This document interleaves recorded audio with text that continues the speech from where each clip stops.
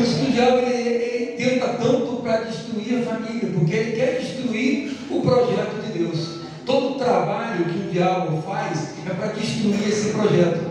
Então nós vamos abrir nossa Bíblia lá em Gênesis capítulo 1, versículo 27.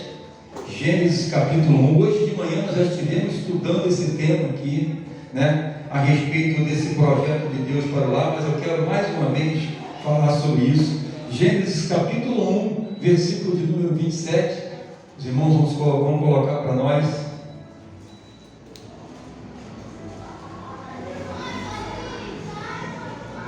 Gênesis capítulo 1, versículo de número 27. Vai dizer assim o texto: e criou Deus o homem à sua imagem.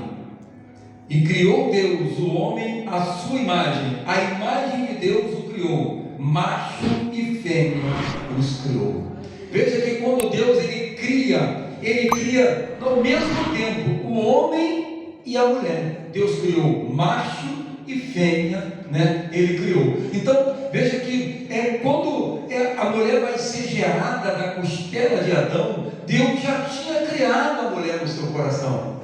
Amém? No coração de Deus, homem e mulher já existia. O projeto de Deus para a família já existia no coração de Deus. Depois Deus só trouxe a existência, né? Ele trouxe para o mundo físico aquilo que já estava no coração dele. Aí, lá em Gênesis capítulo 2, de 22 a 24, ele vai trazer aquilo que está no coração dele para fora. E aí ele diz assim: e da costela que o Senhor Deus tomou do homem, formou uma mulher e trouxe a Adão.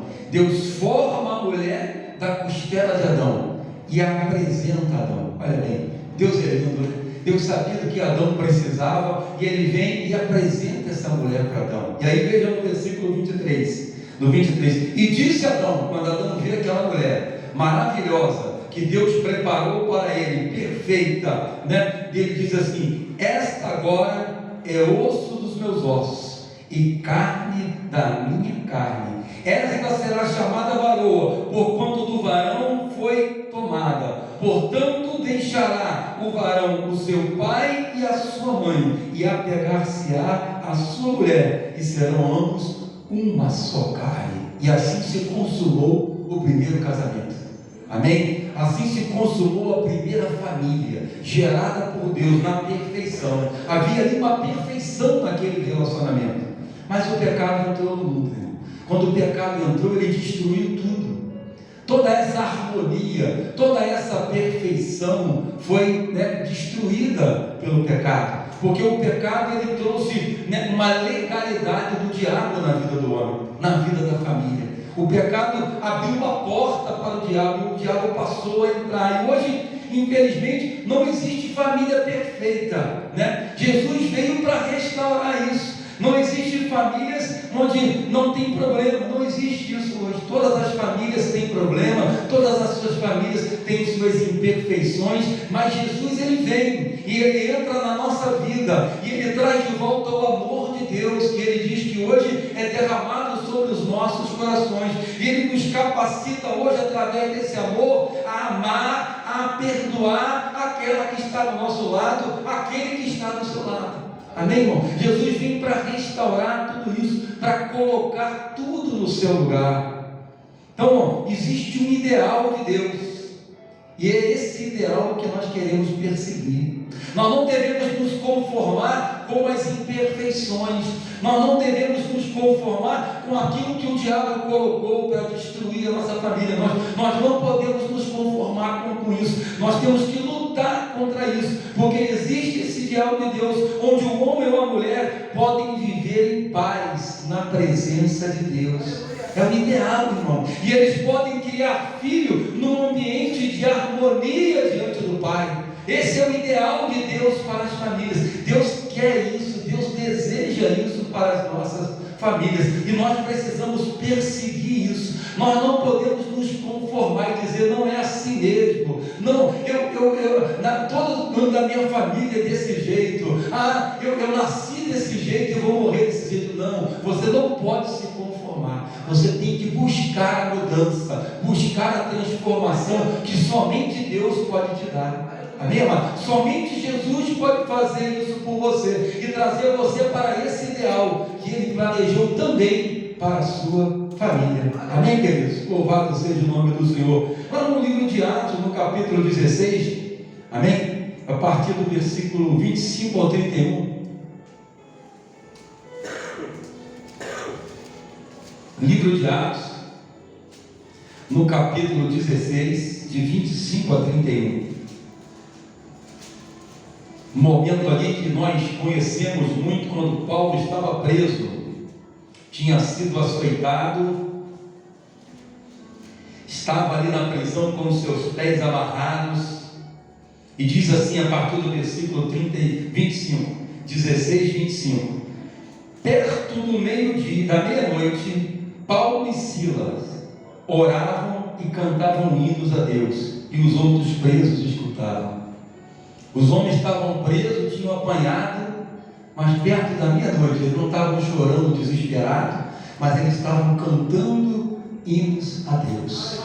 Eu não sei qual o problema que você está passando na sua casa, mas não deixe esse problema e essa situação tirar dos seus lábios esse cântico de louvor que Deus colocou. Aleluia. Não deixe isso impedir você de adorar a Deus na sua casa. Não deixe esse problema, essa situação que você está vivendo, tirar de você o prazer de glorificar o nome do Senhor. Paulo e Silas estavam presos, mas eles estavam cantando hinos a Deus. E no versículo 26 diz que de repente sobreveio um grande terremoto e que os alicerces do cárcere se moveram, e logo se abriram todas as portas e foram soltas as prisões de todos. O poder que o louvor tem nos nossos lábios, o poder que o louvor tem nos lábios de um adorador, irmão. A situação está difícil, adora. A situação está complicada, adora. Está faltando as coisas em casa, adora, porque as cadeias vão se abrir e Deus vai te liderar, irmão. Aleluia. Deus vai liderar os teus pés, Deus vai abrir as portas que estão fechadas, como fez no cárcere ali naquele dia com Paulo. E diz que, acordando o carcereiro, no 27, e vendo abertas as portas da prisão, tirou a espada e quis se matar, cuidando que os presos já tinham fugido. O carcereiro ficou desesperado, mas Paulo clamou com grande voz, dizendo: não te faças nenhum mal, nem todos, nós todos aqui estamos. E pedindo luz, saltou dentro, e todo trêmulo se prostrou entre Paulo e Silas, e tirando-os para fora disse: senhores, o que é necessário que eu faça para me salvar? Essa é uma pergunta que muitas pessoas fazem. O que é necessário que eu faça para me salvar? Muitos estão ainda buscando ser salvos pelas obras. Muitos ainda imaginam que quanto mais eu fizer, mais salvo é você. Tem muitos pensando assim ainda, Mas eu quero que você veja a resposta de Paulo para o carcereiro. No versículo de número 31 ele diz: e eles disseram: crê no Senhor Jesus Cristo e serás salvo tu e a tua casa. Aquilo que eu preciso fazer para ser salvo, pastor, eu preciso crer no Senhor Jesus Cristo. Eu preciso crer que Ele é o meu Salvador. Eu preciso crer que Ele é o meu Redentor. Eu preciso crer que Ele é o meu libertador. Eu preciso crer que o sangue que Ele derramou pelos meus pecados para me salvar. Aleluia. Eu preciso crer nele. Eu preciso crer na obra que Ele realizou na cruz. Mas Paulo diz para ele: crê no Senhor Jesus e será salvo tu e a tua casa.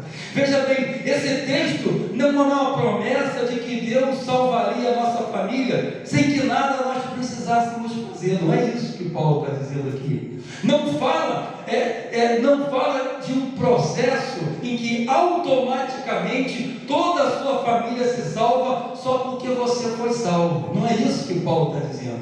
Amém? Não é isso. Não fala disso. A salvação, ela não se transfere. a salvação ela é pessoal, nós precisamos entender isso. A salvação ela é pessoal. Este versículo ele nos mostra que é uma provisão de Deus, uma provisão divina para a família. E Ele usa você. Ele usa você para que a porta, ela se abra, a porta do céu se abra para a sua família, a porta para o reino de Deus se abra para a sua família, através da sua vida, através da sua conversão, as portas do reino vão se abrir para a sua casa, porque a palavra de Deus vai chegar na sua casa, a oração vai chegar na sua casa, Jesus vai chegar na sua casa, porque agora Ele habita em você, o Espírito Santo habita em você. Então quando você se converte e você vai para a sua casa, o reino de Deus está chegando na sua casa, e a provisão de Deus para a sua família está chegando junto com você. Aleluia.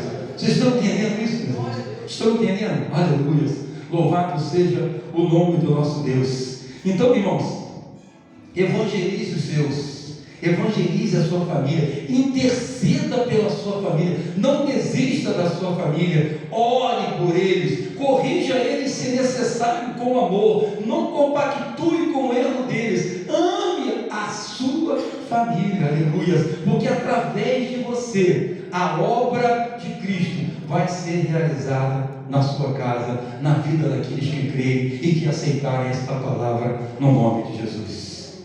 Aleluia.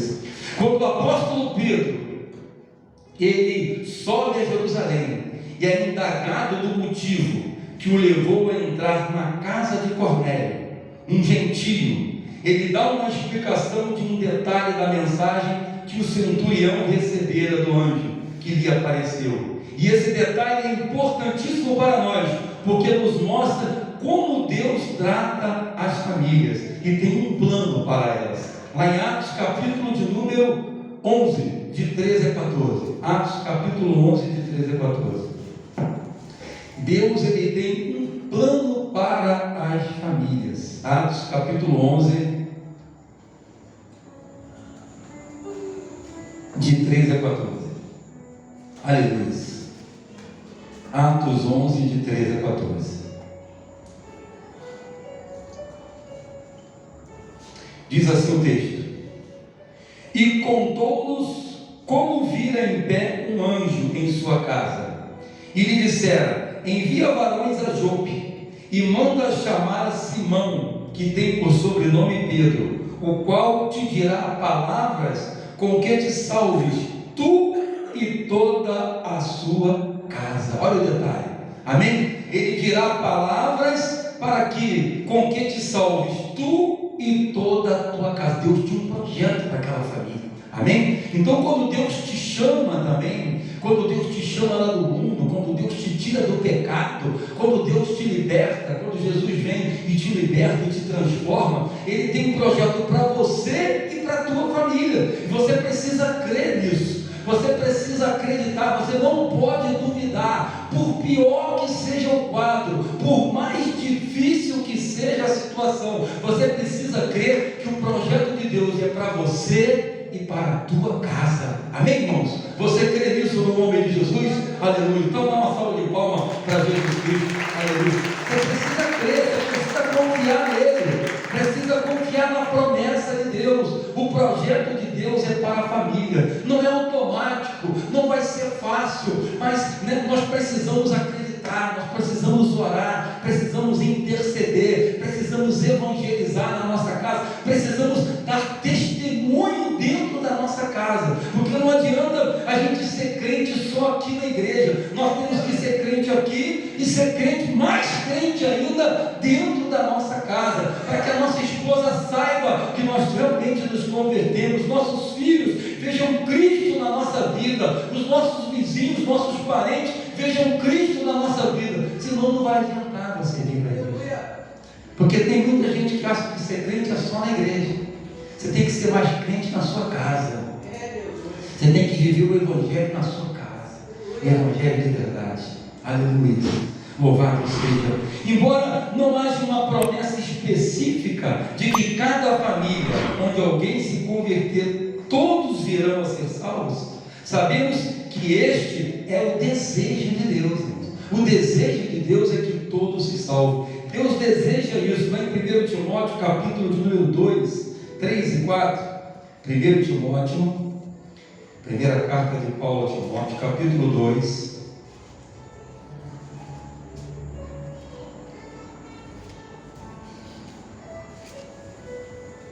Versículo 3 e versículo 4.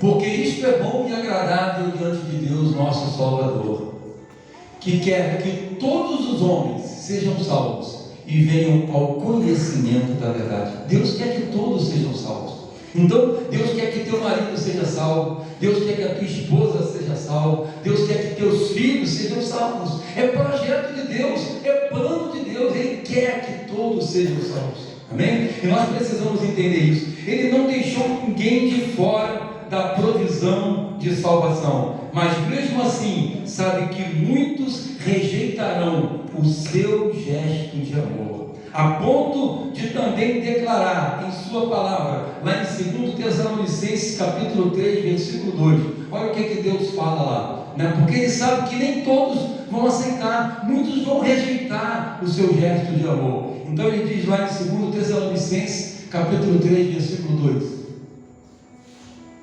e para que sejamos livres de homens dissolutos e maus, porque a fé não é para todos.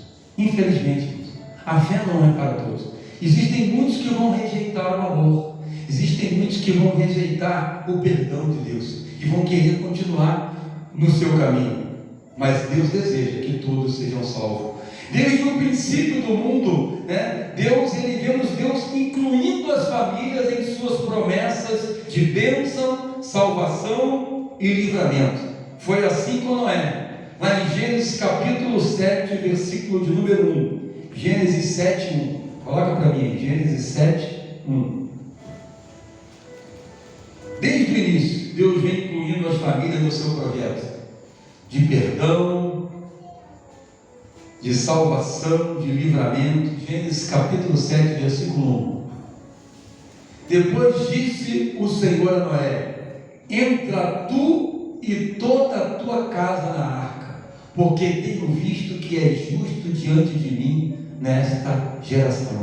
Deus, porque ele viu justiça em Noé, porque Deus viu justiça em Noé, ele pede que Noé pegue toda a sua família, toda a sua casa e coloque na arca, porque ele sabia que a arca era lugar da salvação. Então Deus falou para Noé: traz a sua família para a arca, né? E hoje Deus fala para você: traz a sua família para a arca. A arca é a igreja hoje, é o lugar onde o evangelho está sendo pregado, é o lugar onde o poder de Deus está se manifestando. Traz para a arca, né? Deus está chamando você para trazer a sua família para a arca também, para que a sua família também possa ser salva. Também foi assim com Ló, quando Deus anunciou pela boca dos anjos que haveria de destruir a cidade. Ele deu oportunidade a toda a família de Jó para que escapasse. Lá em Gênesis capítulo 19, de 12 a 13.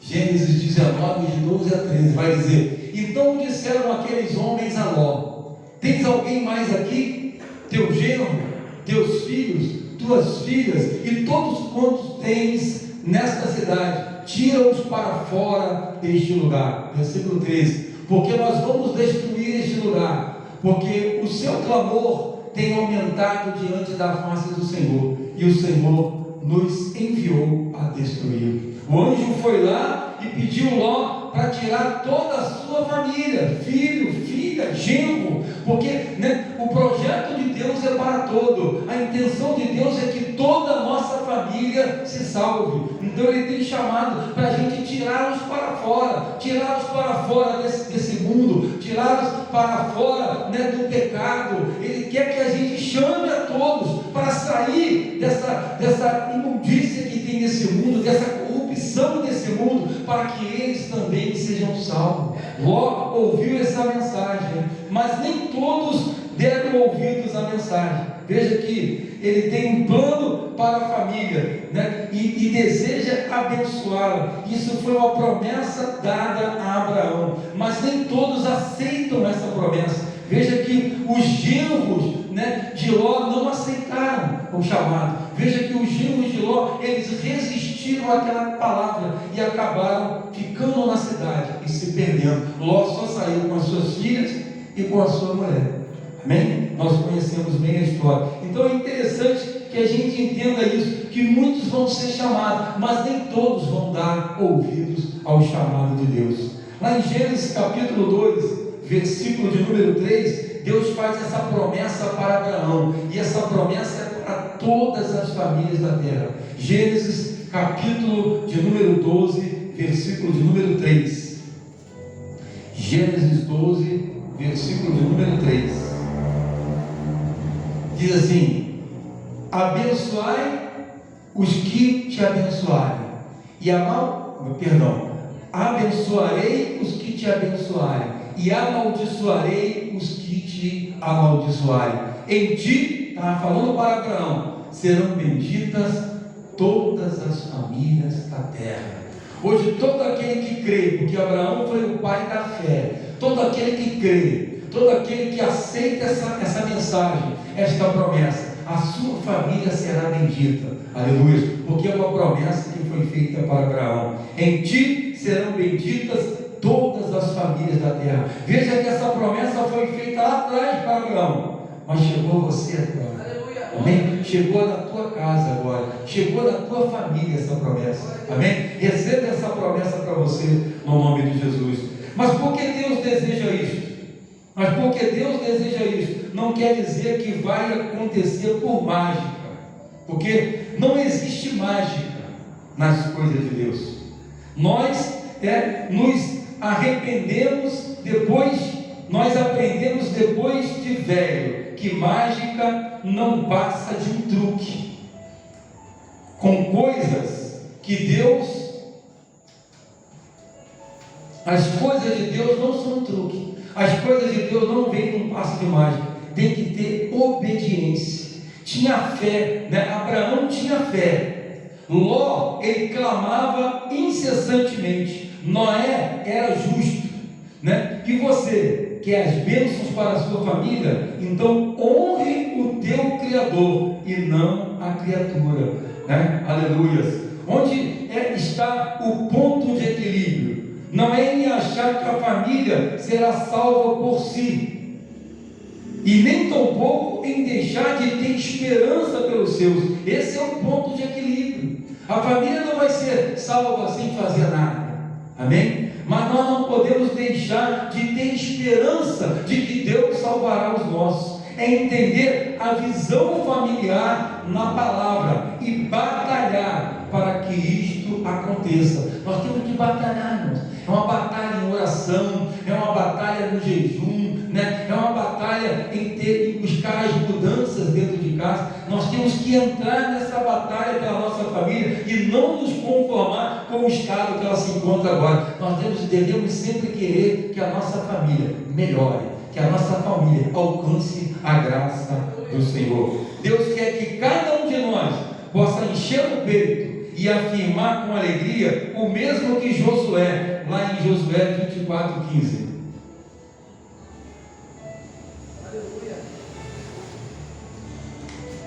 Deus quer que isso aconteça em todos os lares.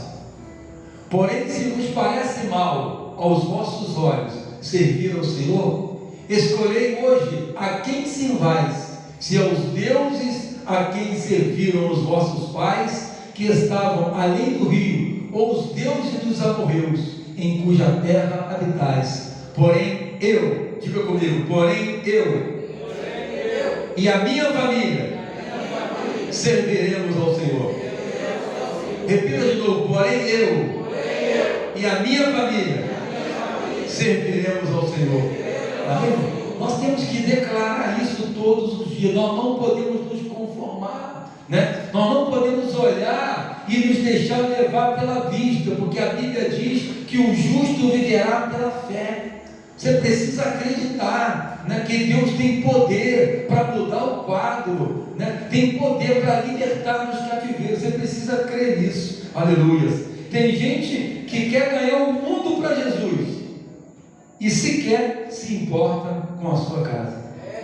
Tem gente que sai de casa, evangeliza, mas a família está lá largada, a família está lá jogada, né? Então tem gente que quer ganhar o mundo, mas se esquece da sua própria casa, e isso é uma violação dos claros mandamentos bíblicos. Vejam o que Paulo falou a Timóteo no tocante a isso. Vamos ver aí lá em 1 Timóteo, capítulo 5, versículo 8. Capítulo 5, versículo 8. Vamos ver o que Paulo falou no tocante a isso. Mas se alguém não tem cuidado dos seus, e principalmente dos da sua família, negou a fé e é pior do que o infiel. Amém? Primeiro a família, irmão. Primeiro Deus. Amém? Depois a sua família.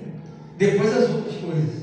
Porque se você não estiver bem em casa, se você não estiver bem com a sua esposa, se você não estiver bem com os seus filhos, como que você vai fazer a obra de Deus? É preciso que a gente entenda isso. Amém? Nós precisamos buscar essa harmonia dentro do nosso lar. Eu sei que às vezes é difícil, às vezes é complicado, mas a gente precisa fazer esse sacrifício. A gente precisa descer, a gente precisa se humilhar muitas vezes para que o nome do Senhor seja exaltado. A Bíblia diz: aquele que se humilha será exaltado, irmão. Amém? Aquele que se exalta será humilhado. Amém, irmão? Então, às vezes, por causa do nome do Senhor, a gente precisa descer para que o nome dele seja glorificado dentro da nossa casa. Aleluia. E esse versículo ele deixa bem claro que esse cuidado não significa aceitar o erro das pessoas. Não é isso que está dizendo aqui. Mas mostrar sempre com amor e baseado na palavra de Deus, quando uma pessoa está errada dentro da sua casa. Mas sempre com amor. O cuidado pela família, ele não envolve apenas o sustento natural. Não é só dar comida, né? Isso a gente faz com os animais muitas vezes. Dá comida e larga o cachorro lá amarrado, larga a galinha lá no galinheiro, deu comida, está tudo bem. Mas o cuidado com a família é muito mais do que isso, né? O contexto dessa afirmação, né, nos faz também ter uma preocupação com a condição espiritual da família. Como que está a condição espiritual da sua família? E você precisa orar por isso. Você precisa interceder. Você não pode deixar o tempo passar sem você tomar atitudes em relação a isso. Você precisa orar, você precisa jejuar, você precisa buscar a Deus para que essa condição espiritual ela mude. É requisito para você dar exemplo, ministrado pela palavra do Senhor. Lá em 1 Timóteo 3, 4 e 5.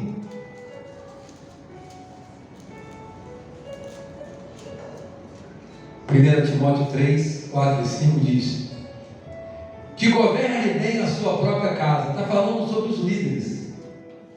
Que governe bem a sua própria casa, tendo os seus filhos em sujeição, com toda a modéstia. 5. Porque se alguém não sabe governar a sua própria casa, como terá cuidado da igreja de Deus? Bem, se a gente não consegue governar nem a nossa casa, como nós vamos ter cuidado das coisas de Deus, da obra de Deus? Então a gente precisa ter isso como base para a nossa vida. Todos nós fomos chamados para liderar, nós temos dito isso aqui, somos líderes em potencial. Deus nos chamou para guiar pessoas, para levar pessoas a Cristo. Mas para que a gente faça isso, nós temos que estar bem com a nossa casa, temos que estar bem com a nossa família. Amém? Senão isso não será possível. Aleluia. Glórias a Deus. Deixa eu ver onde eu parei aqui. Os projetos que envolvem a salvação da nossa família devem ser tomados como prioridade. É preciso que nos empenhemos em lutar pela salvação da nossa casa. Isso envolve uma postura de esperança e um posicionamento de bom testemunho dentro da nossa casa. Não podemos perder a esperança e temos que entender que o nosso testemunho dentro da nossa casa vai ser muito importante na transformação dos nossos familiares. Mediante um bom testemunho, familiares podem ser ganhos para Cristo. Sem ele, muitos nunca se converterão. Pedro escreveu lá em 1 Pedro capítulo 3, 1 e 2: Nós lemos aqui hoje de manhã. Quanta gente, irmão, hoje está no mundo por causa da família.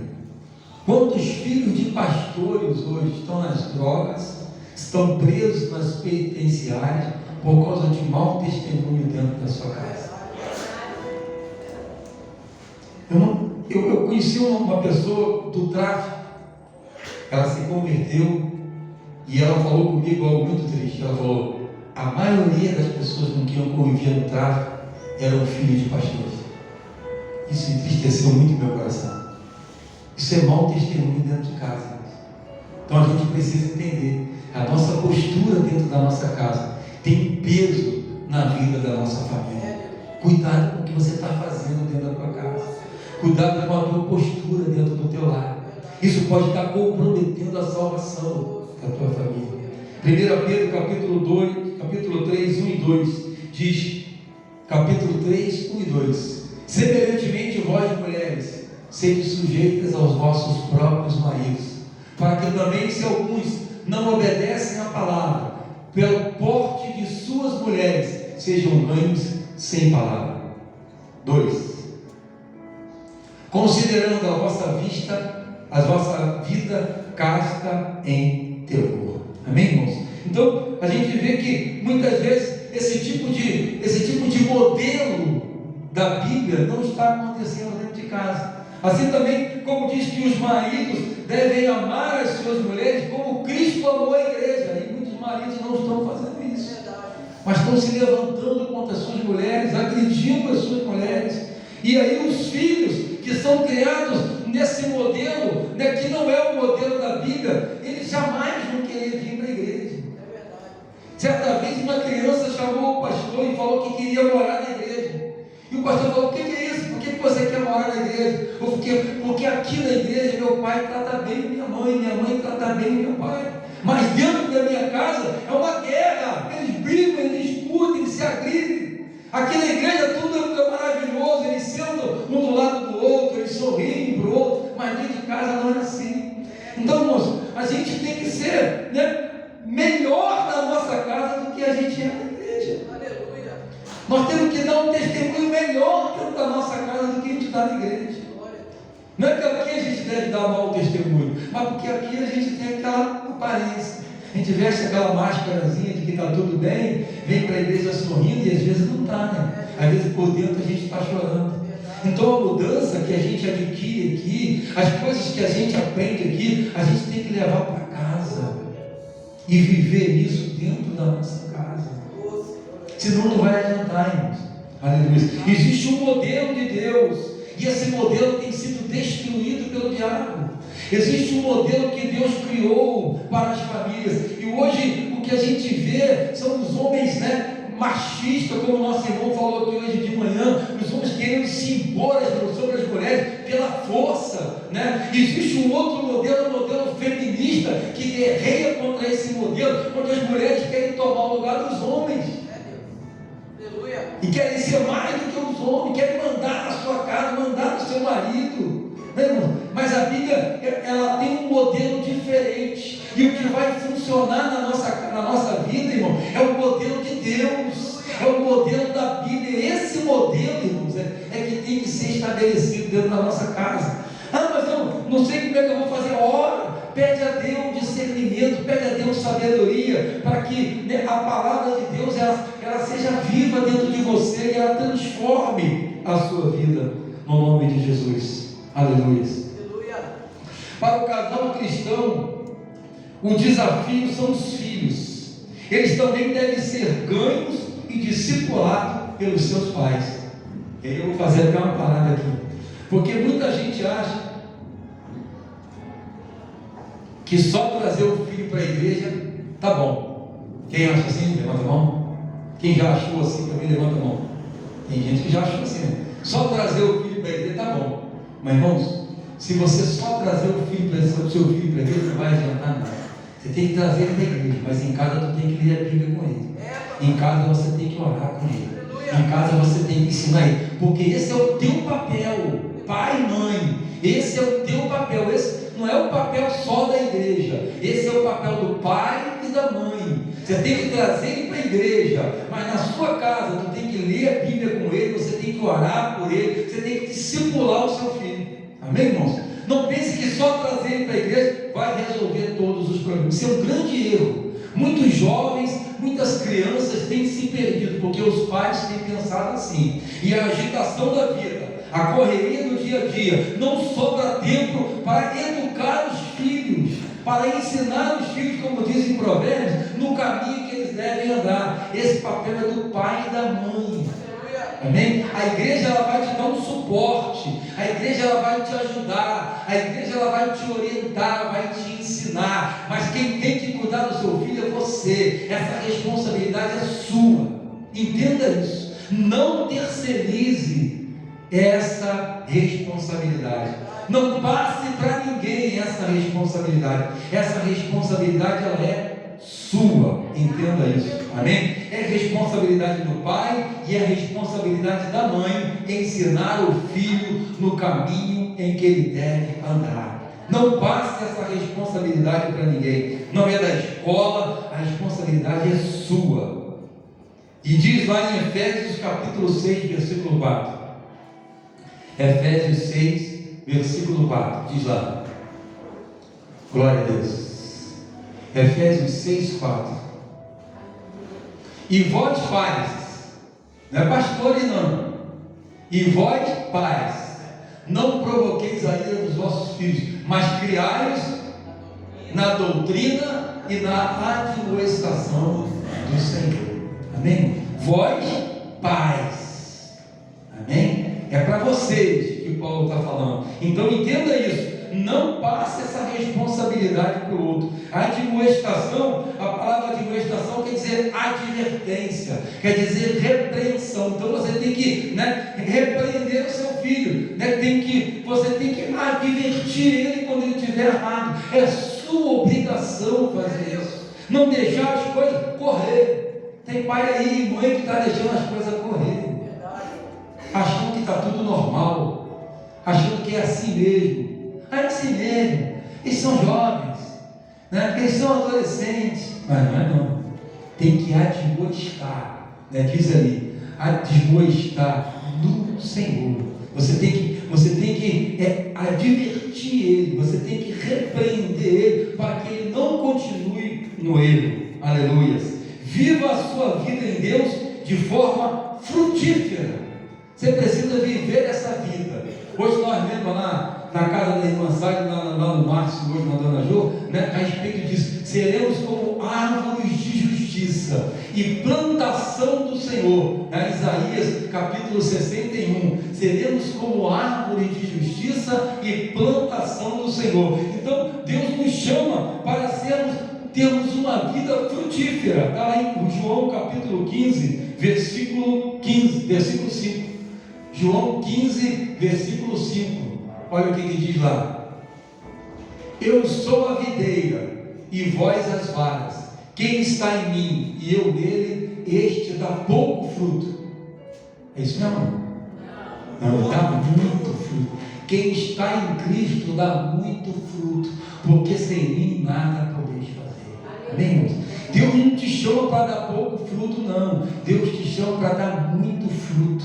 Você seria árvore frutífera, plantação do Senhor, árvores de justiça. Quem está em Cristo dá muito fruto. Quem está dizendo ali não sou eu, não é o pastor Souza, mas é o próprio Cristo. Ele diz: eu sou a videira, vós as varas. Quem está em mim e eu nele, esse dá muito fruto. Cristo está em você? Amém? Sim? Sim? Cristo está em você, então você vai dar muito fruto. Aleluia. Pode aplaudir o Senhor. Pode aplaudir o Senhor. Aleluia. Você vai dar muito fruto. Você não vai ser uma árvore minguada. Com Cristo não tem árvore minguada. Com Cristo tem árvores frutíferas, árvores de justiça, plantação do Senhor em você. Aleluia. Comece então a frutificar pela sua própria casa. Comece a frutificar dentro da sua família. Começa por ali. Que o Senhor te dê graça para pelejar pelos seus e levá-los a uma experiência genuína com Cristo. Que Deus te dê graça, que Deus te dê sabedoria para que você possa buscar isso, né, para a sua vida e para a sua família. Se aproxime de Deus verdadeiramente, dobre os seus joelhos, se humilhe perante o Senhor, e aí chegará um momento em que não importará as circunstâncias, nem a posição que o seu corpo mortal se encontra, a sua alma estará de pé diante de Deus. Amém, amados? Coloque isso no seu coração. Eu vou fazer uma pergunta aqui e vou dizer, e você, né, vai responder ou não, se você quiser. Mas quem essa semana não dobrou o joelho nenhuma vez para falar com Deus? Tem gente que é feira assim, tá vendo? Nenhuma vez para falar com Deus. Amém, irmãos? Veja bem, passamos uma semana, às vezes tem que dobrar o joelho para falar com Deus uma vez. Amém? Quem essa semana não leu a Bíblia nenhuma vez? Pode fazer assim, um beijinho assim. Tem alguém? Não leu a Bíblia nenhuma vez? Amém. Todo mundo. Cuidado, irmãos. Você está deixando o tempo passar. As bênçãos não estão chegando porque você não está se posicionando diante de Deus. Você fala, puxa, mas está demorando. Na minha casa não está acontecendo, né? Às vezes é porque você está deixando as coisas acontecer. Você não está se posicionando diante de Deus. Quanto tempo faz que você não jejua pela sua família? Muito tempo, né? É isso. Mas você quer que a sua família seja salva.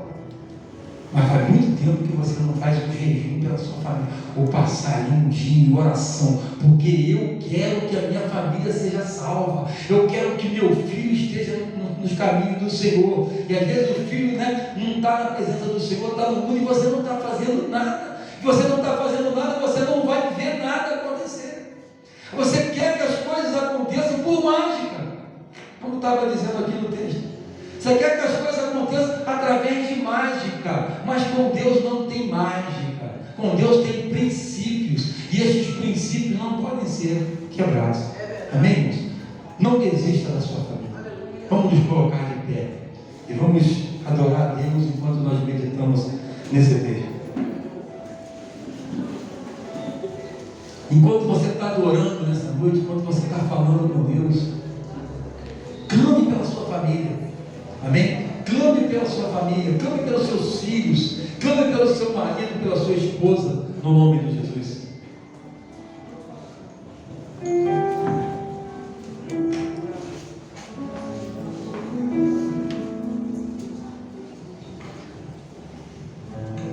E meu pastor, ele contou uma história uma vez que ele brigou com a esposa dele. Aí quando ele foi para a sala, pegou as coisas dele, travesseiro, ele já fez isso, pegou o travesseiro, pegou o edredom, foi para o sofá. Aí deixou a esposa na cama.